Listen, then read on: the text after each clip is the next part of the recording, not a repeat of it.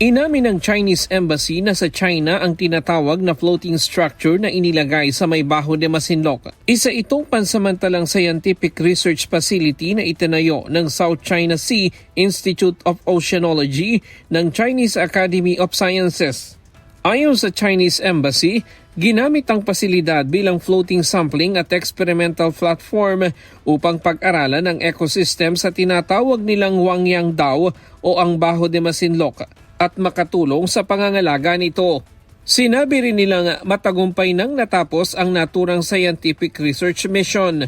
Ayon naman kay Rear Admiral J. Tariela, tagapagsalita ng Philippine Coast Guard sa issue ng West Philippine Sea, ito ang unang pagkakataong inamin mismo ng Chinese Embassy na sa kanila ang floating platform.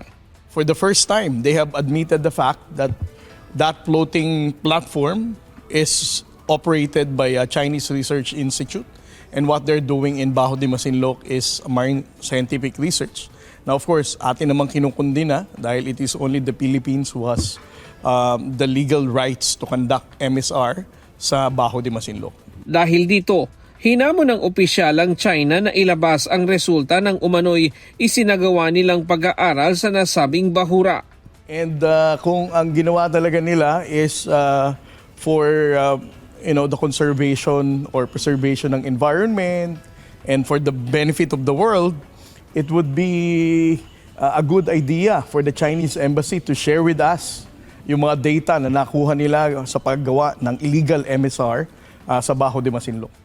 Kahapon sa isinagawang Maritime Domain Awareness Flight ng PCG at BFAR, nakumpirma nila na tuluyan ng inalis ang floating platform mahigit 3 linggo simula ng unang itong ma-monitor sa Bajo de Masinloc.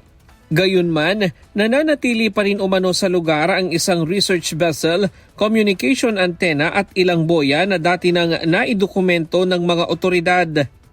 And we confirmed na yung platform na dinisassemble nila yesterday is no longer there in Bajo de Masinloc. And the Chinese research vessel na nagtutow nung platform na yun for so many days already, wala na rin sa Bajo de Masinloc.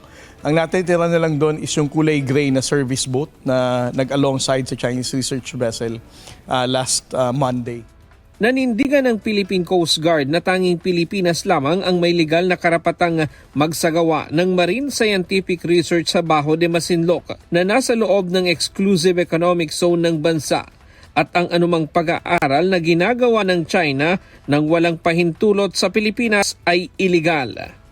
Ryan Lacanlale, UNTV News and Rescue. Diyos ang aming sandigan, serbisyo publiko ang aming pinahahalagahan.